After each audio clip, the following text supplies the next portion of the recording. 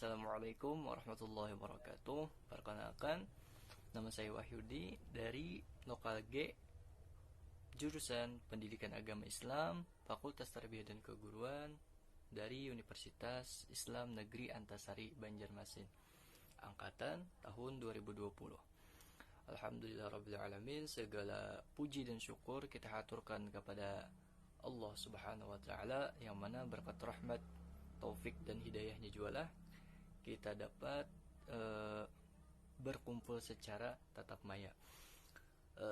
Salawat serta salam tak lupa pula kita haturkan kepada junjungan kita Nabi Baginda Nabi besar Muhammad sallallahu alaihi wasallam, karena berkat beliaulah kita keluar daripada zaman jahiliyah atau zaman kebodohan menuju zaman yang terang benderang akan ilmu pengetahuan. Baik, langsung saja saya ucapkan terima kasih yang sebesar-besarnya kepada dosen pengampu mata kuliah pengantar filsafat, yakni Bapak Rahmat Rizkiansah.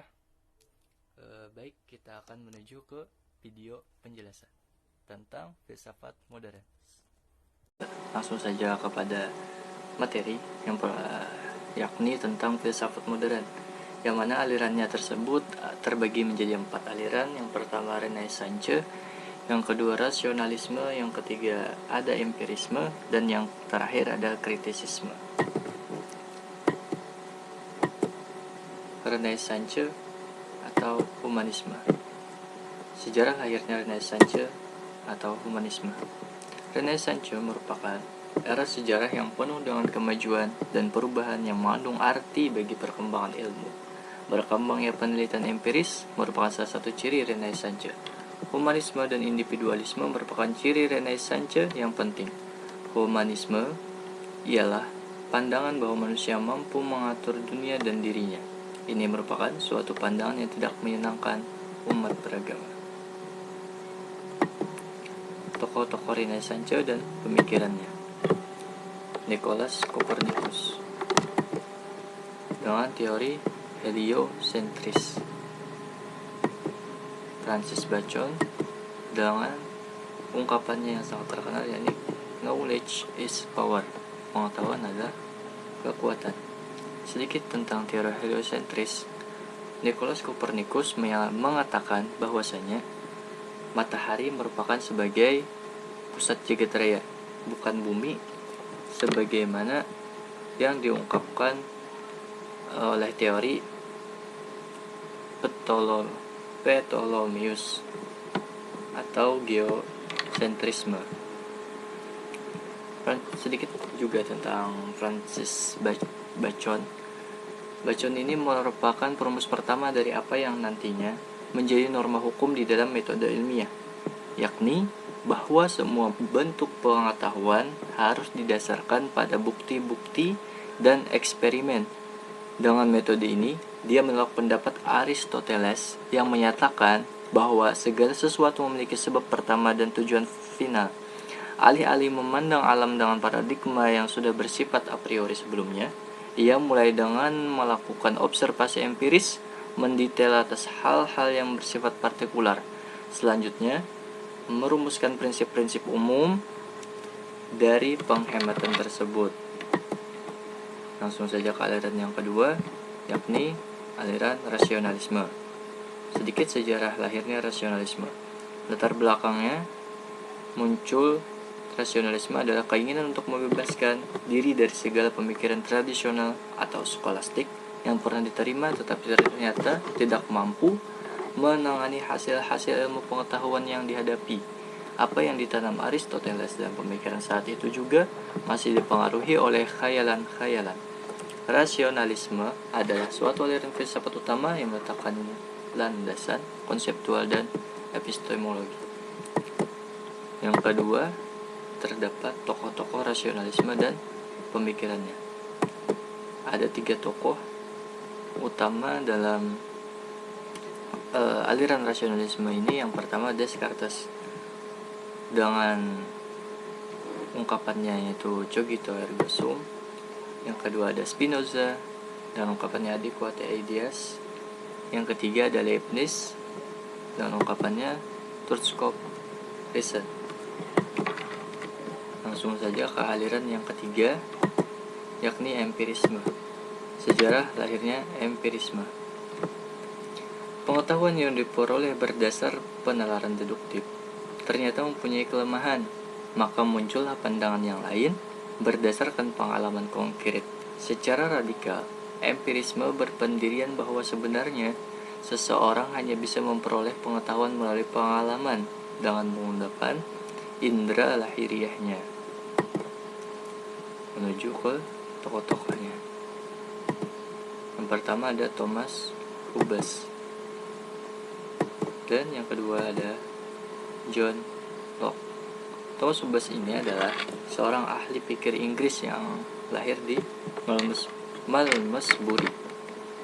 Ia berpendapat bahwasanya ilmu filsafat adalah suatu ilmu pengetahuan yang sifatnya umum, karena filsafat adalah suatu ilmu pengetahuan tentang akibat-akibat atau gejala-gejala yang diperoleh dari sebab-sebabnya. Sasaran filsafat adalah fakta, yaitu untuk mencari sebab-sebabnya. Segala yang ada ditentukan oleh sebab, sedangkan prosesnya sesuai dengan hukum ilmu pasti atau ilmu alam. Yang kedua ada John Locke. Ia dilahirkan di Plympton dekat Bristol, Inggris. Dalam penelitiannya, ia memakai istilah sensation dan reflection. Sensation adalah sesuatu yang dapat berhubungan dengan dunia luar, tetapi manusia tidak dapat mengerti dan meraihnya. Sedangkan reflection adalah pengenalan intuitif yang memberikan pengetahuan kepada manusia yang sifatnya lebih baik daripada sensation. Tiap-tiap pengetahuan yang diperoleh manusia terdiri dari sensation dan reflection. Walaupun demikian, manusia harus mendahulukan sensation karena jiwa manusia pada saat dilahirkan putih bersih, yakni jiwa itu kosong bagaikan kertas putih yang belum tertulisi. Tidak sesuatu yang dalam jiwa dibawa sejak lahir, melainkan pengalamanlah yang membentuk jiwa seseorang. Terus ke aliran yang terakhir dalam filsafat modern, yakni kritisisme. Sejarah lahirnya kritisisme. Pada abad ke-18, banyak filsuf yang lahir baik berasal dari Jerman, Inggris, ataupun Prancis. Di Jerman, seorang filsuf besar yang melebihi zaman Aufklärung telah lahir. Itulah Immanuel Kant. Immanuel Kant yang mengenalkan aliran filsafat kritisisme ini. Filsafat ini memulai pelajarannya dengan menyelidiki batas-batas kemampuan rasio sebagai sumber pengetahuan manusia. Tokoh kritisisme dan pemikirannya, yakni filsafat yang dikenal dengan kritisisme adalah filsafat yang diintroduksi oleh Immanuel Kant. Immanuel Kant mencetuskan dua teori, yakni teori akal murni dan teori akal praktis. Filsafat ini memulai pelajarannya dengan menyelidiki batas-batas kemampuan rasio sebagai sumber pengetahuan manusia. Oleh karena itu, kritisisme sangat berbeda dengan corak filsafat modern sebelumnya yang mempercayai kemampuan rasio secara mutlak. Isi utama dari kritisisme adalah gagasan Immanuel Kant tentang teori pengetahuan, etika, dan estetika. Gagasan ini muncul karena adanya pertanyaan-pertanyaan mendasar yang timbul pada pikiran Immanuel Kant. Ciri-cirinya ada 3, yakni menganggap bahwa objek pengamatan itu berpusat pada subjek dan bukan pada objek. Yang kedua, menegaskan keterbatasan kemampuan rasio manusia untuk mengetahui realitas atau hakikat sesuatu. Rasio hanyalah mampu menjangkau gejalanya atau fenomenanya saja. Yang ketiga, menjelaskan bahwa pengenalan manusia atas sesuatu itu diperoleh atas perpaduan antara peranan unsur anaximenes priori yang berasal dari rasio serta berupa ruang dan waktu, dan peranan unsur a posteriori yang berasal dari pengalaman yang berupa materi. Nah, jadi kesimpulannya, apabila dilihat dari pemaparan di atas tadi, dapat ditarik kesimpulan bahwasanya filsafat modern muncul sebab pesatnya perkembangan manusia dan adanya usaha untuk menghidupkan kembali masa klasik Romawi dan Yunani. Filsafat modern ini ditandai dengan kemunculan Renaissance dan terus berkembang hingga sekarang. Kemunculan filsafat lainnya di masa modern ini dikarenakan ketidaksetujuan sang tokoh terhadap filsafat yang ada sebelumnya. Terpustaka. Ya, alhamdulillah rabbil alamin. Mungkin itu saja yang bisa saya sampaikan. Salah khilafnya mohon dimaafkan. Assalamualaikum warahmatullahi wabarakatuh.